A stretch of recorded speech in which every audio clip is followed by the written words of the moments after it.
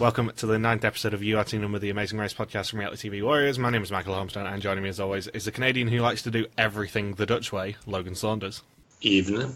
And the lady who has promised us that she won't throw an egg at her children, no matter how much she wants to, Michelle Pistonovan. No, it would be the cow, of course. It would be the cow, yeah. And shout out to Mark Doyle, who was 100% wrong on what I was going to use for your intros. Oh, right. What did he think? He sent me a message this afternoon saying, if either Logan or Michelle's intro isn't some reference to them being stupid or something, what's even the point? Oh, thank you. And I just thought that I was far too predictable if I did that, so wasn't ever going to do that, and instead I'm just going to have a lot of fun taking the piss out of the fact that someone finally agrees with me on Tyler Oakley. And as always, I shall start with the same question. Where in the world is Logan Saunders? Do you know where I am? I can't even remember. I've forgotten to even care about you on social media this week, I'm going to be perfectly honest. Split. Oh yeah, you are, aren't you? Yeah. I went to all the cave church doesn't appear on Google Maps. But you went to Kashani Beach, I'm assuming, and Diocletian's Palace. Yeah, pretty tough to avoid Diocletian's Palace, considering 90% of the tourists have to go through there. It was very weird to see teams go to because I'm not really in Split, I'm in a village, like a 20-minute bus ride away from Split. So I just went there this afternoon after I was done teaching, and then I watched the episode, and it was very bizarre to see teams just casually strolling through an area that I just was 3 hours ago. And then flying to a city that you went to with me a few years ago, briefly. Yeah, they were in there very briefly this episode. We were there very briefly. So, previously, 6 teams raced to Split in Croatia. Nicole and Victor got lucky with a flight connection in Zurich. In Croatia, a difficult detour and a puzzling roadblock saw Tyler and Corey win their 4th leg on the trot, and Chris and Brett went from first to worst and got eliminated from the race. What's funny is that both sides of the detour are extremely close to each other from the last leg. Well, usually when detours are that close, you can kind of tell that they're going to be really difficult.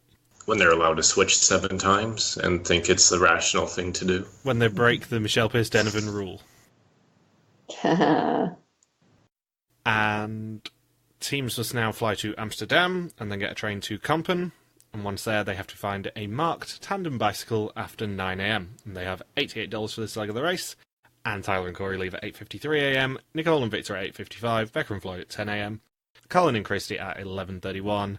And then Leo and Jamal at 11:35. They were having problems with those bikes. Have you ever ridden a tandem bike? Surprisingly not, but we have actually had the invitation to ride a tandem bike with a blind man from last year. What? Well, that's just crazy. When we talked to Lowell, he said that basically next time he was in the area that we should go out on a bike ride. And I said that he should teach Logan how to ride his bike, just for the added entertainment. I sense a sitcom. It's one of those things that I just really want to see happen, is Logan have to ride a tandem bike with Lowell. Lowell, who is basically a professional athlete, and Logan, who can't ride a bike to save his life. Did you have a stroke? That's what an old man said to me when I tried to learn how to ride a bike. Really? Yes. Why can't you ride a bike? I just never learned how as a kid, and I tried very briefly about 3 years ago, but I only practiced a couple times where I was starting to get the hang of it, and I haven't tried again since. That's so funny. But then an old man walked by the very first time where I was trying to learn, and he went up to my coworker and he said, "Oh, did he have a stroke or something when he was younger? He's never going to learn." You must have been so bad. In other words, I would not fit in with the Dutch. Nope, you would not be able to do it the Dutch way. And Phil introduces the Netherlands as the only country that runs its electric trains on wind power. And believe me, when I was on the Dutch trains in May, it felt like they were running on wind power. Because it was so slow to get to Antwerp. Really? That's why you were late. Yeah. I'm not sure whether you've come across me repeatedly telling this story, Michelle, but was meant to get the train that got me in at 10:15 because Logan and I were meeting at my hotel and we needed to be at Canal for about 1 o'clock. I missed the first train by a minute because the hotel shuttle was 10 minutes late. I got on the second train and then that one got cancelled in Rotterdam, which was the first stop, because of a mechanical failure, so I had to wait another hour after that. Ended up getting into Antwerp at 12:15, bearing in mind Logan and I were meant to meet at 12 o'clock at my hotel. I was a little bit frazzled. Just a little bit. It got to the point where, as soon as I got to Antwerp, I had to go on Google Maps, share my location with Logan, and basically say, I'll be with you as soon as possible, look at this map and I'll get to you literally as fast as I can run with 2 bags. And then get to the hotel, check in, dump my bags, get changed, and go straight to Canal. Very exciting. So, thank you, Dutch Trains, for nearly screwing me over and ruining the coolest thing that I've done this year. That's why some of us stayed in Antwerp the night before. Well, aren't you brilliant? I thought it might have been easier. I was wrong, all right. I'll know for next year. Yes. So, Tyler and Corey say that they hope they won't be U-turned because of their relationships that they built with everyone. Nicole has a tandem bike at home, and they are the only non-Amazing Race team left, and both of those teams are leaving on an 8 p.m. arrival. Becca and Floyd want to break their curse of leg 10s, and Floyd got heat stroke last time. They're due to arrive at 9:43 a.m. And Jamal says that he and Leo are the strongest team, and they want to make the final 3 for once.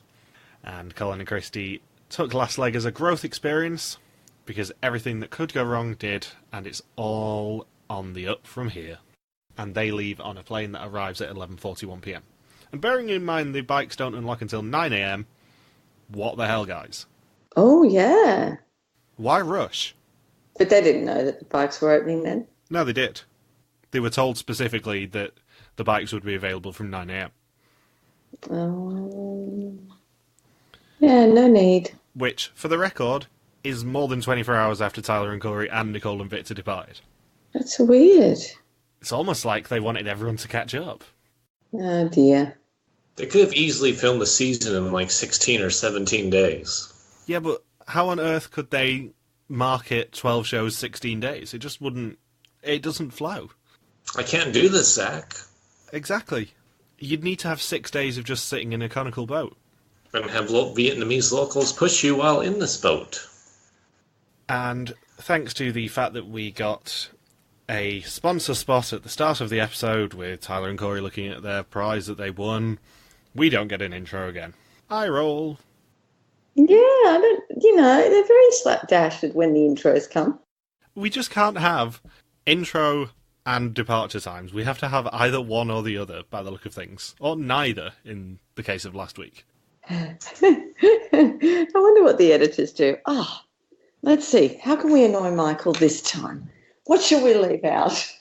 I do wonder if the editors listen to this podcast and just go, yeah, we're not going to give him a full season, just for funsies, because we know he's going to mention it every time. And yes, I'm that predictable. I mean, Amazing Race's ratings are going down, so the fact that they troll one of their only 10 viewers left is kind of hilarious. Literally tens of people. Just slightly up from the ones that watch Amazing Race Canada. There's an Amazing Race Canada? There used to be. I've heard that line before. You two are like Laurel and Hardy. Here's your 2 lines. Here you are. That now. It's almost like we're going to keep doing the same joke every week. How many times have they been to the Netherlands now? Lots. Because Bertram's from there, and he has lots of local contacts. Some of them are friendlier than others. Those Canal people were iconic, and I will not hear a word said against them. Yeah, it's been a few seasons since somebody's been upset over paddling incorrectly in backyard canals. Didn't Tyler say that he very nearly cried at being asked if he was stupid or something? Did he say that online? He said that on the Amazing Race fans group, I believe. But maybe, just maybe, we finally found the reason that he blocked me. He was upset that anyone could be mean about him. Come. And Tyler and Corey say that they want to just get to the U-turn first so that no one can target them, because they're the biggest targets in the race, despite the fact that Colin and Christie still have a better record than they do. Yeah, and that there's bad blood between some of the other teams. They basically just don't want to get involved in a Katy Perry, Taylor Swift situation. That's all it is. Well, I know one song a Katy Perry song that would not apply to Tyler and Corey. What, Swish Swish? Sure. This is how we do?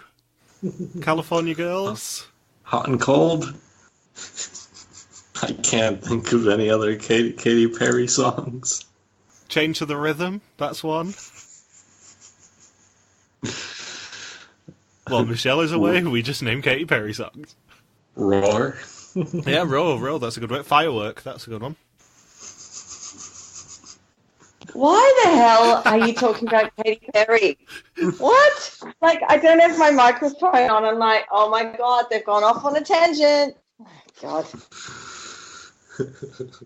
I'm not going to even tell you. Oh, so now I have to listen to the whole podcast. Yeah. Not that I don't always do anyway, but oh God. So teams must now ride their bike to Yachthaven, where they will find their next clue. Floyd has bike flashbacks, and it's Nicole's birthday, and she just doesn't want to be eliminated. Not everybody can get what they want. Only one. And it's all because of Leo and Jamal. Leo and Jamal gave her the best present she could possibly have, which is still being in the race. I mean, it was against their wishes. So what happens if Leo and Jamal didn't use their U-turn? Nicole and Victor probably still would. I think, regardless, Nicole and Victor were U-turning Becca and Floyd. We're still at the bottom, Victor. Because, A, they would know they were at the bottom, and B, there is still the bad blood between them over the airport cutting in line thing from last week. Also, I feel like the editors, whoever put in the "oh, it's time to split" clip, I feel like whoever said that needs to be shot immediately. Why? Because you didn't get to it first. Whichever editor was responsible for that, get in the sea. Just get in the sea. I'm hiring a hitman right now, and there's a lot of Croatians who are up for this. I was going to say, Logan knows a lot of Eastern Europeans now. I know it's lazy stereotypes, but still. Yeah, the 90s weren't too far away, people. Logan is basically Canada's answer to Scarface. Yeah. It's just mountains of maple syrup. I'm reloading. Say hello to my little friend, eh? See? What's that about? I'm taking my machine gun, firing in a boot. I'm just picturing Logan Saunders, Canadian Scarface. I'm just picturing all of Scarface with just a stereotypical like Bob and Doug McKenzie. I'm just trying to think of more Scarface quotes that we could Canadianify. It's been a while since I've seen that movie. It's been a surprisingly long time. All I can think of is the Stephen Lynch song, The Ballad of Scarface, which basically tells the entire Scarface story in 3 minutes, and it's awesome. Tony Montana? Do you know Tony Montana rode a boat here from Havana, scarred from eating pussy, lines his face? That's the opening bit. It's a good summary. Oh, wow. Are we going to actually get into the actual show? No, we're just going to do Canadian Scarface for the next half hour, Michelle. It's more interesting than the season. Yeah, he's got a point. It's crazy. Except for Becca. Becca threatening to throw eggs at a Dutchman. I'm sorry, I'm just looking at Scarface quotes now and thinking about making them Canadian. Oh, no. I can't have both of you giggling. You want to fuck with me, eh? Okay. You want to play rough? Okay. Say hello to my little friend, eh?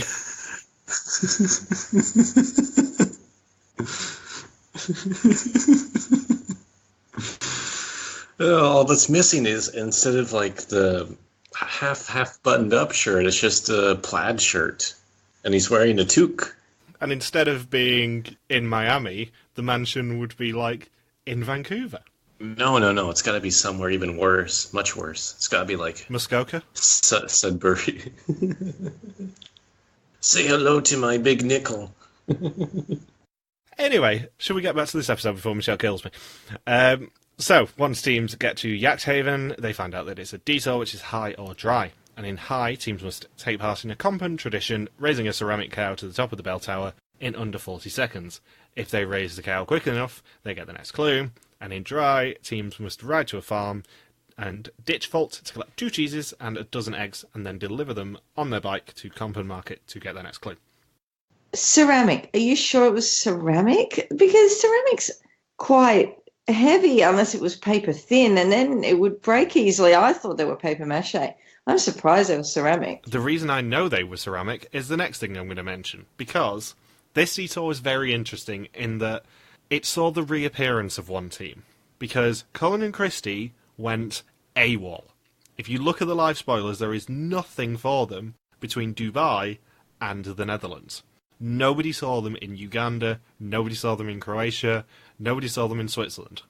So, everyone thought they'd been eliminated. And everyone was devastated on Reality Fan Forum. As soon as they appear at the high detour, and people see them pulling a ceramic cow up to the top of the bell tower, people lost their shit. Because everyone loves Colin and Christie. And they were still there. So that's how I know it's ceramic, because the Reality Fan Forum view for this episode was hilarious to watch. I've never seen them lose their shit in that way. It was really fun. I'll have to go back and read it. Because I got tipped off that Colin and Christie was still in, and I'm like, oh, thank God for that. Because they're basically the one reason that I was ever going to watch this season. Mm. Especially after last season being a shit show. So there's a lot of discussion about the guide showing people how to do it the Dutch way, which amused me because I'm a child. And Nicole, predictably, does not do it like the Dutch. Does she do it like an idiot? She does it like an idiot. Because I have never seen anyone do it that stupidly. We've seen this task 3 times on Amazing Race now, and nobody has been as bad at it as Nicole has. She was terrible. There was no I don't momentum. know. It's hard, though. I mean, it's almost as bad as the test video that Elise put up, where they do it with a bamboo pole, and it snaps on the tester. He was a bit bigger, though. That makes me think, what would it be like for Chris and Brett? Oh, it would have been hilarious. They'd probably snap it easily. Yeah, but they would have upgraded it to metal poles by that point, because it was one of the producers testing it, and as soon as the pole snapped, they went, no, we're having metal poles. Give us your strongest ones just in case.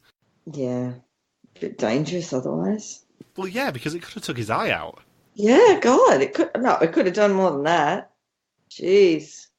Taking an eye out is not the Dutch way, just for future reference. There we go. There's the title. No, I think a Canadian Scarface reference is probably going to end up being the title, Michelle. Oh, but it doesn't have anything to do with it. Oh, God. What songs were you doing before? Make it the title of a song. I'm Tony Montana, eh? You fuck with me, you fucking with the best, eh? No, it doesn't even have anything to do with the episode. I just want to say it. Michelle, it's one of my dreams to be able to say Canadian Scarface lines on this podcast.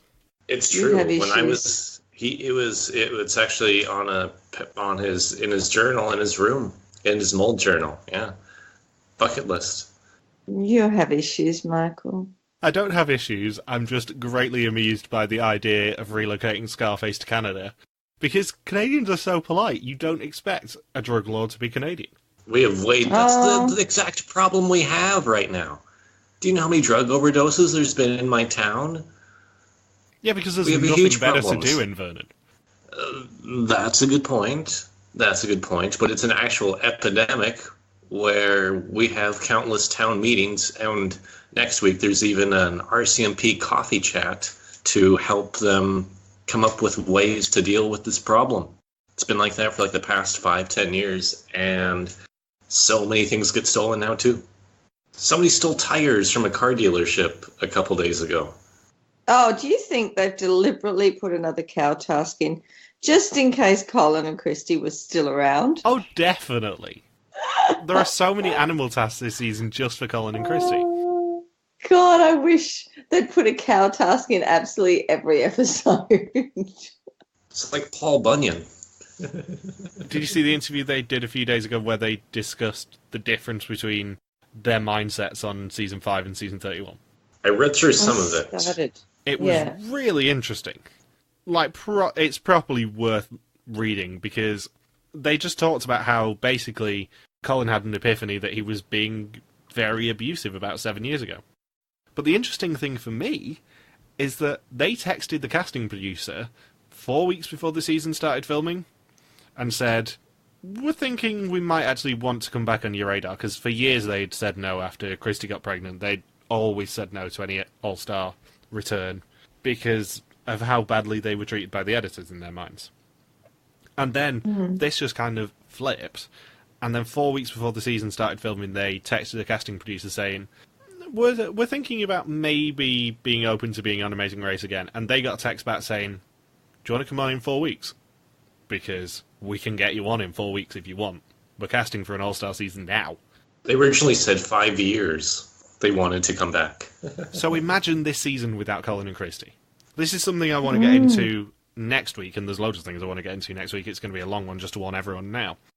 But imagine this season without Colin and Christie. I think I've told you this, Michael, but I probably wouldn't... No, not probably. I wouldn't have bothered with the season if Colin and Christie weren't on it. No, I don't think I would either. Wow. And I don't think I would have really been open to podcasting about it if I hadn't known that Colin and Christie make a deep run. Because they're Final Four, which is awesome. They join a very exclusive club of people who've got to Final Four twice. And next week, they run to become a very, very exclusive club of people who've got to the Final Three twice. Potentially, yeah. That's awesome, and I don't think anyone would have necessarily predicted the change that they've had, or that this was even fathomable 15 years later. I like how we have 3 teams that have made Final Four every time they've played, and then Nicole and Victor. Do you know anything about who goes home at Final Four, just out of interest? No idea. Okay. But I find it hilarious that it's like Leo and Jamal, they've made Final Four 3 seasons in a row. Tyler and Corey, Final Four 2 seasons in a row. Colin and Christie, Final Four at least 15 years apart. And Nicole and Victor. And, yeah, Nicole and Victor have a lot of fun with the dry detour. Victor just basically transports everything.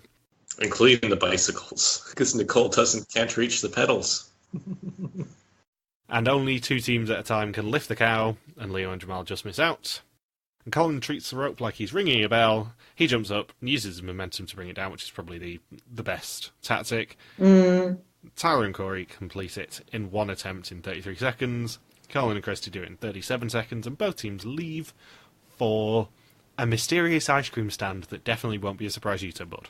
Dutch love their ice cream as much as they love their cheese and eggs. Seriously, is that the most interesting piece of information with the Netherlands? Like, that could apply to half of Europe. The Dutch, they're known for loving cheese and eggs. But also, they love ice cream. And it's like, you've described every major European city I've ever been to. You know who else loves ice cream? Me. I got free ice cream earlier. It was awesome. Oh, wow. Is Haagen-Dazs, is that Dutch? I think that's Danish. I thought that was we Denmark. have Haagen-Dazs. Okay. And you know who I would have loved to see do the dry task? Who? Charlotte? Charles is a good answer. I would have also accepted Scott Flannery because he seems to be the traditional one whenever I ask this sort of question. But as always, the answer is Rachel Riley. Oh, gosh. And if we've learnt anything this season about her, and believe me, we have, by the end of this next list, it's 261 items we've learnt of her. She is a sister, resistor, insister, demister, cease and desister, fister, faster, caster, pasta, blaster, blister, blitherer, ditherer, witherer, zitherer, litterer, jitterer, flitterer, bitterer, twitterer, latherer, gatherer, batterer, natterer, patterer, platterer, tattler, rattler, cattler, battler, peddler, saddler, swaddler, waddler, toddler, coddler, cobbler, wobbler, nobbler, robber, throbber, jobber, cobber, bobber, mobber, lobber, lobster, mobster, monster, munster, and mother. Radio. And given how many times I read through that list beforehand, some of them still make me laugh. Gosh. You didn't go all the way to Z, though.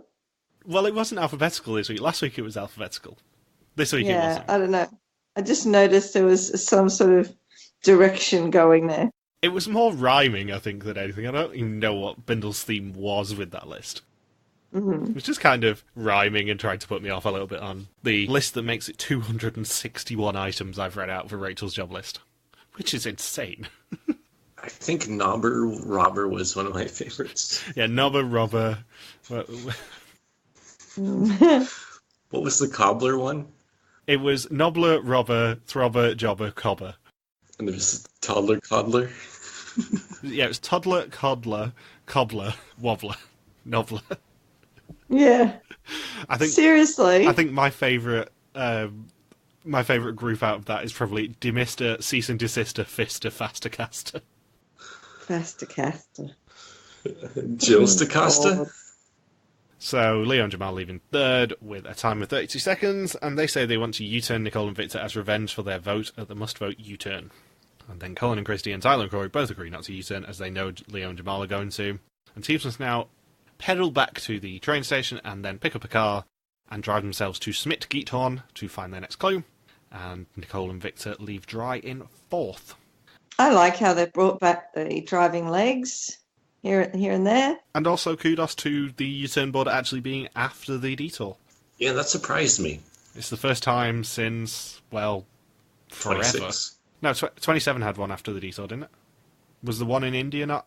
No, the one in India was before the detour. The one in India was the first one that was before the detour. So it was the one before that one, whichever one that was. I can't even remember. Zimbabwe. Yeah, Zimbabwe. Zimbabwe had one. Nicole freaks out about being potentially U-turned on her birthday, and the comparisons to Rodney are strong in this one. And then Leo and Jamal do choose to U-turn Nicole and Victor with a happy birthday message. Have Leo and Jamal ever not been involved in a U-turn? Just the first one of this season, I guess? Yeah, the first one of this season was the only one they've not been involved in, 9 U-turns now?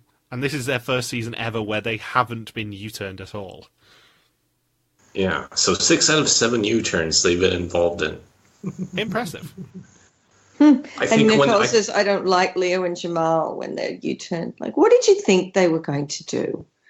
Give you cuddle? You U-turned them. You tried to U-turn them, and Victor screwed it up for you. What do you expect is going to happen? Especially from a team that was U-turned the first 3 times in a row in their career. I think they just leveled. Yeah, Leo and Jamal are very petty people. You don't take them on a U-turn. It's kind of their specialist subject. At least now it's 3 and 3. Leo and Jamal have used the U-turn 3 times, and they've been U-turned 3 times. So just don't disturb them anymore. And then Nicole and Victor choose to U-turn Becca and Floyd, and they don't like Leo and Jamal, gosh dang it. And then Becca and Floyd lead high in last. And teams must now race by boat train to Bovenweide Lake. The pit stop for this leg of the race, the last team to check in will be eliminated, but to check in, they have to search the Canal system for 2 boats to attach to their boat before they can actually enter the lake and head to the pit stop. Now, that Canal system was very lovely, looks calm, very inviting, but then it's like it's peak hour in the city at points. That's not going to be relaxing when there's so many people on there. I'm just thinking, even when Amazing Race isn't there, like it was packed. I'm thinking, no. You can imagine that when Bertram was scouting out the locations, he thought, well, I want to come back to the Netherlands. I need to do something really fun.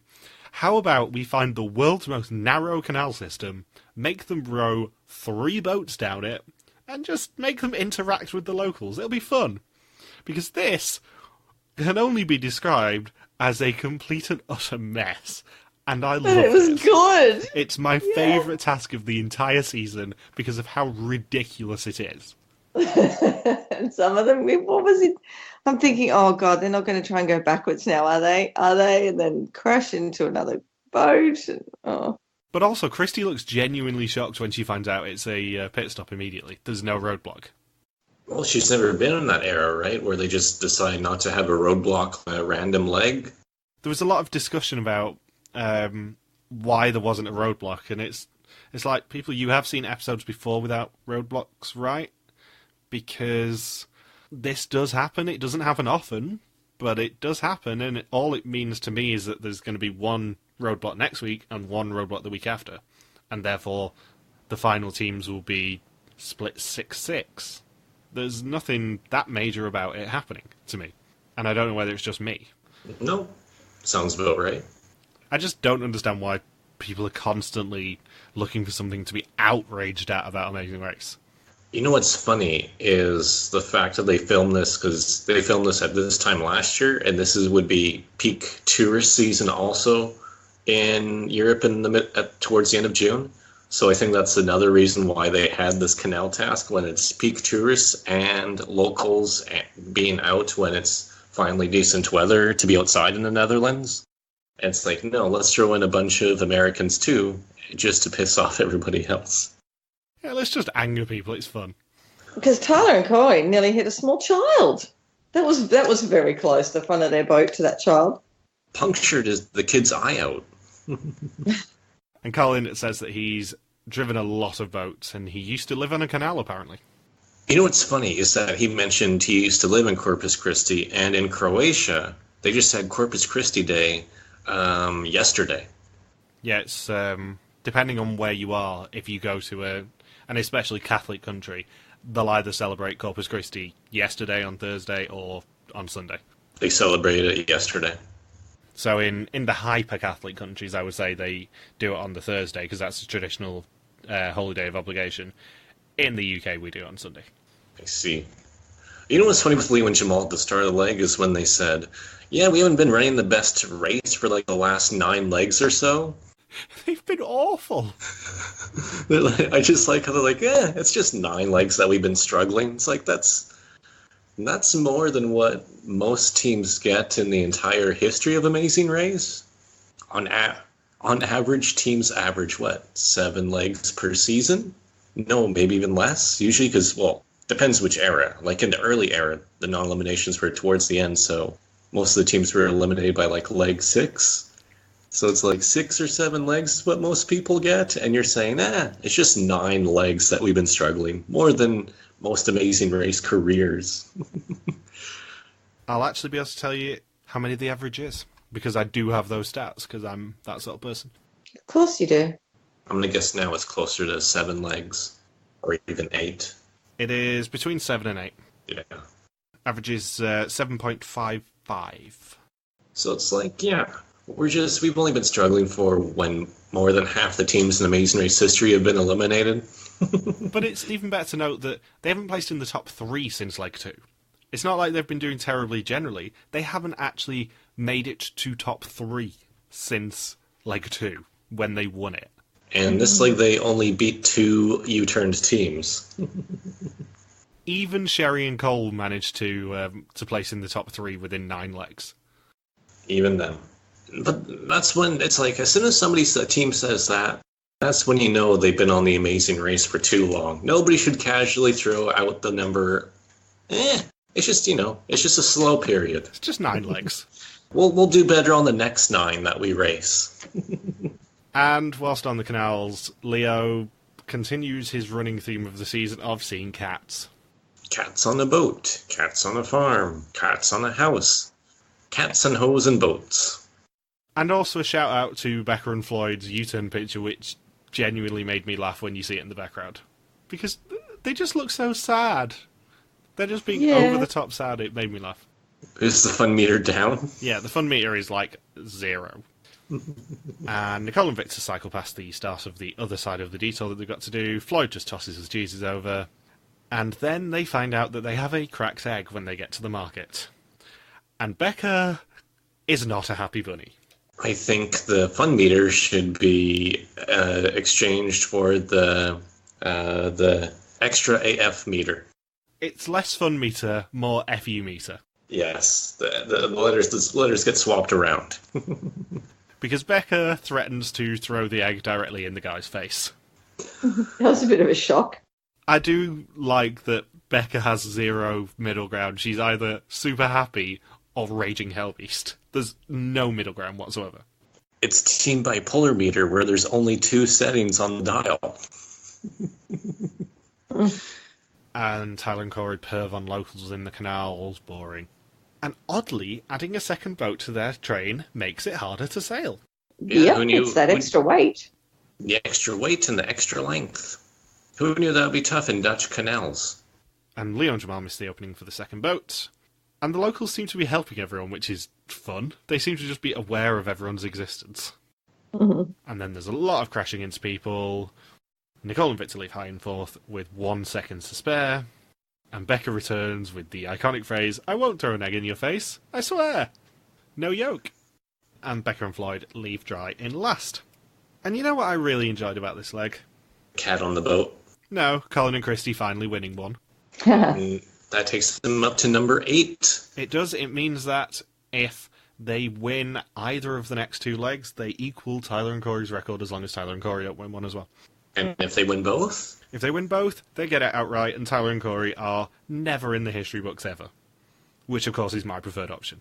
What?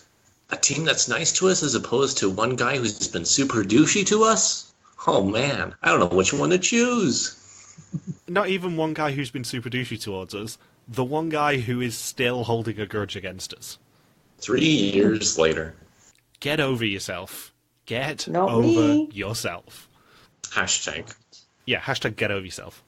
And Colin and Christie do win the leg, and they win $7,500 each. And we get another great quote in Phil saying, "How about $7,500 each?" And Colin immediately just goes, "I'll take it, Phil." And they say that they won 6 legs last time, but this time they're pacing themselves a little bit better, and they're going to try and win the one that actually counts. And Leo and Jamal break every rule by going through the one-way canal system the wrong way. One of the locals accuses Tyler and Corey of being idiots or something, which is much more polite than I've been about one of them. Who knew a single guy like Leo would have a tough time getting into canals correctly? Navigating the canals. Yeah. Yeah, I greatly appreciated Dutch locals getting the measure of Tyler Oakley immediately. And just going, "Are you an idiot?" Because you feel like you're an idiot. I love older men who just tell it like it is. Who just don't give a shit. That person, there was a person on the fan page that said, "Oh, look, he was a bit mean, wasn't he? Was it maybe he wanted his 15 minutes of fame?" I'm thinking, he doesn't give a crap about anyone wanting 15 minutes of fame, let alone himself. No, he just wants to tell it like it is and say, for once in his pitiful little life, that Tyler Oakley, you're an arsehole. And this is me being nice. That's a bit too far. This is me being toned down because, I actually get to talk about their hopefully last leg ever next week. Oh, that had nothing to do with what I was talking about. I'm not even pretending to hide my contempt now. He's an arsehole. Oh, jeez. Okay, move on. And talking of the arseholes, Tyler and Corey checking in second. Although we do get the wonderful bit of, "Please, sir, stop. I cannot stop." And then just smashing the child in the face. Nearly punctured his eye. His eye was broken. I'm packing it. And then Leo and Jamal checking in third with Phil's wonderful reaction of, "What the hell happened to you guys?" I've never seen Phil just be like that way too. Like, whoa, what's like? How dumb are you guys? You nearly lost to Nicole and Victor for the 7th round in a row. Like Phil was going to have an intervention right there. Like, Leo and Jamal, are you depressed lately? Have you gotten into drugs? Why are you letting everyone just beat the crap out of you for the last 7 legs? And instead of talking about, their actual record that they are now setting of the most legs run on the Amazing Race, because this was completely unmentioned by the show, but next week, as they've reached leg 11 again, they've made it to 33 legs, therefore they've overtaken Rachel already. They talk about how they're making it to a third 11th leg, and they need to actually, break their duck egg on it. Do you think Phil had an intervention? I'd like to think so. Then they can just say, well, we have the leg record now, Phil. It's pretty tough to defend against that. It shows that you can just suck and be terrible and awful at the race and look like complete idiots all 3 seasons. As long as you just don't get last, you can make it so far in this thing. And of course, have friends in casting that want you back 2 more times. That also helps. I think Leo's just too focused on cats. Like, You're in a race, buddy. Like, stop staring at cats on a boat or dogs on a ditch. And despite the fact that I knew Becca and Floyd went home in 5th again, I felt genuinely quite bad for them when they can see Nicole and Victor checking in the distance and they're like, oh, I really hope that we're not seeing this. I really hope that somehow we're still 4th. But no, Nicole and Victor checking in 4th. They're still the only non-race team left. And Becca and Floyd actually make it to the map this time, but they are eliminated again. Sad. And Beck and Floyd are like, man, I really hope it's just another short, blonde-haired, blue-eyed woman with a Hispanic guy with a camera crew in the middle of the Dutch countryside. I really hope that's what it is, and it's just a pure coincidence, and that it's not Nicole and Victor, who happen to be blonde-haired and blue-eyed and a Hispanic guy and surrounded by a production crew. I really enjoyed teasing Michelle on Facebook yesterday going, oh, but everyone was just losing their shit on the group about Tyler and Corey getting you turned out. And you're like, yeah, but I don't believe you. Yeah, totally not. Because I knew instead that your favourite team went home. Yeah. And given your actual non-ironic love of them, unlike when I asked you to do this for Rachel and Litha, do you want to actually eulogise them, Michelle? I will miss their rapping. I will miss them putting, 100% of energy into everything and just generally just being happy people when they don't want to throw eggs at people and just showing a love of life. That a lot of people in this life don't have a love of life and they just generally do. Just it's in their psyche. Yeah. It's a bit sad they're gone. Yeah, those people who don't have that love for life, they can just go suck an egg. And Becca and Floyd become the first Amazing Race team since Art and JJ to go home. And Becca thinks that a Phil fake-out is coming, but there are no more non-elimination legs left. Yeah, Phil wasn't exaggerating about that with Becca and Floyd. That just made it super awkward, because Phil said for 3 weeks now, the last team to arrive will be eliminated, and Becca's like, but will he really, Phil? Come on, please. And he's just like, no, I was telling the truth. But there's always been 3 elimination legs. There's never been 4. Non-elimination, yeah. There's never been 4. So why would you think that? There has been 4. Yeah, there has been 4. When? 25 and 26. No way. Why have I missed that? And seasons 1, 2, 5, 6, What? 7, 8, Okay, 9, stop. 10, and 11. Oh my And God, I Snow thought it was Bus. always 3. So apart from them, When it was the 13-leg format, it was 4 non-eliminations. When it's the 12-leg format, it's 3 non-eliminations. And when it's the 11-leg format, as in seasons 12 and 13, it is 2 non-eliminations. And in Family Edition, where it was 13 legs but 10 teams, it was 5 non-eliminations.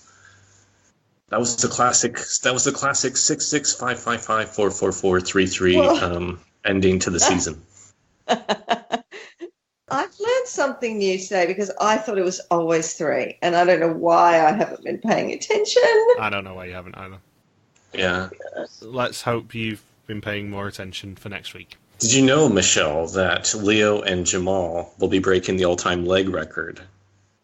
I thought they already had. They've currently tied it, but next leg they break it. Oh, okay. They break it like one of Beck and Floyd's eggs. Unless you ask Phil, in which case he takes eliminations into account, and then, numbers just change, let's be honest. Well, he better say it next week if they at the end of the episode. I don't think he will. Well, Rachel can't have it. Rachel's not allowed to have it if she doesn't have it. They seem to be making a big deal of Rachel getting it and then forgetting that Leo and Jamal actually, definitely get it. Because I've known forever that Leo and Jamal get this record. I've been sitting on it. I was very interested to see whether they would mention Rachel getting it because she had it first, but then Leo and Jamal snatch it from her at the end. They better say something about it. Because no matter what happens now, if Leo and Jamal go home next week, then they still get this record no matter what. Woohoo! But it's whether that's going to be their storyline next week or not. Because their storyline will either be, we've made it, we've got the leg record, but we're still going to go home in 4th, or we've made it again, can we actually get past a final 4 leg? Yeah. And if it is the latter one, I'm not sure whether they're going to mention the leg record or not. It's also Double Redemption 2. It is. So, next time, the final 2 legs see teams head to London and Detroit, although actually they don't go to London first, spoilers. There are helicopters, rowing, redemption, markets, crying, and musicians. And I've been waiting forever to talk about Detroit being the last leg, because there are so many fun stories about Detroit being the last leg. So many. Did you go and find them when they were in England? No, because I wasn't aware of it until they'd already filmed, and also London is like 300 miles away, and more importantly, do you really think that I would go to see Tyler and Corey? There's more than just those guys. Yeah, but you really think that I would want to be in Tyler Oakley's presence, other than to make it stupidly awkward for him? Well, you could have done that. I could have, but I didn't. Could you imagine if he asked you for directions? You know what I would have done? I would have told him to go completely the wrong way. Of course you would. Of course. I would have told him to get in the River Thames and swim. When was the last time they were in England? 25. They went through a real big run of doing the UK every single season, and now 25 was the last one. And I hate to say it, because I really, really hate UK legs. The UK is probably my least favourite country that they go to regularly, because I know it very well, and their tasks are they just tend to be awful. But I've seen some of the tasks for this leg, and it looks really good, and I actually cannot believe I'm saying that, but the UK leg looks really, really good. Looks like they've actually put effort into it, because they don't start in London. They fly into Gatwick and then go somewhere else, and then go to London.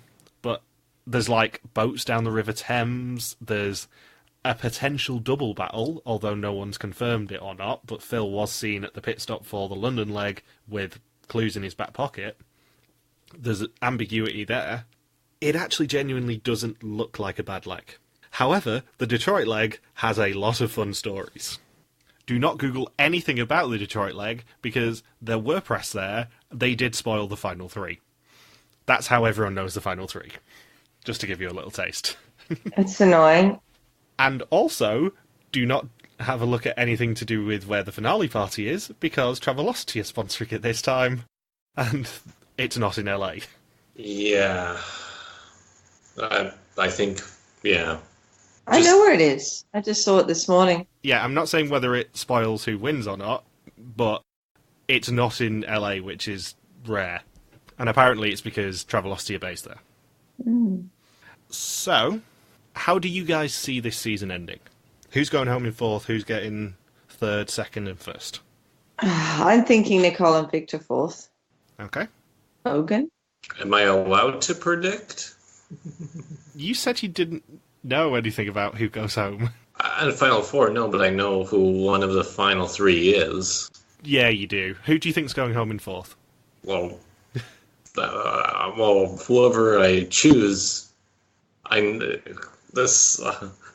don't think I can predict. Don't predict then.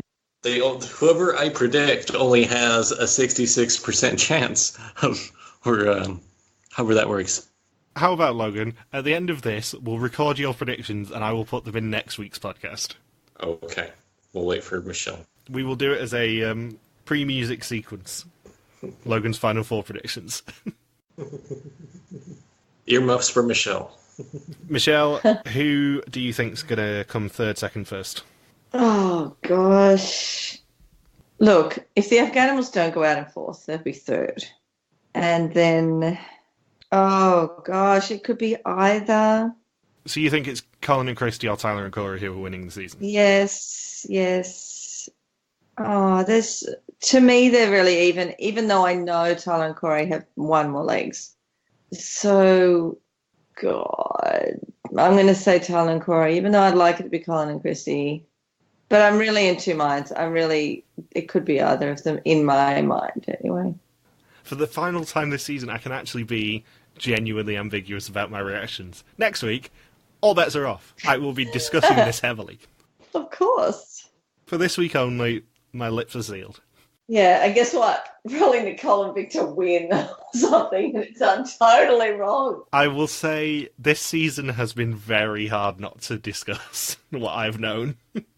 That's why, spoilers for next week, we are doing the first ever Reality TV Warriors Confessions. I'm going to admit everything that I know, Logan's going to admit everything that he knew, and Michelle's going to admit everything she knew. Well, I didn't know because I didn't look at RFF. And just before we go, I'm going to do a little bit of a record update because I'm me. So Colin and Christie are only one leg away from equaling the leg win record, assuming Tyler and Corey don't win another. And Leo and Jamal will get the leg appearance record next week, regardless. Becca and Floyd end up on the same average teams beaten, which is 4, as their 29 run. And Colin and Christie will get the All-Star average record if they don't score more than 3 placement points next week. So if they get top 2 next week in the final 4 leg, and then win, basically, the final leg, they will get the All-Star record. Otherwise, they will not. Right. If they score exactly 4, their average for the season will be the same as Tyler and Corey's was in 28. And Tyler and Corey can only overtake Colin and Christie if Colin and Christie go home in 4th and Tyler and Corey win the season. So that is something to be mindful of next week. Oh, yeah. So have you guys got anything else you want to say? No. Okay. Thank you for listening to this Amazing Race podcast. You can join us next week for the final recap of the season. If you've got any questions, feel free to contact us on our Facebook page, Reality TV Warriors, on our Twitter account, RTV Warriors, our own Twitter pages, MJ Hamston for me, Log Subcracky for Logan, and Bear333 for Michelle. See you next week. Bye. Peace out and just chill till the final episode. Yeah.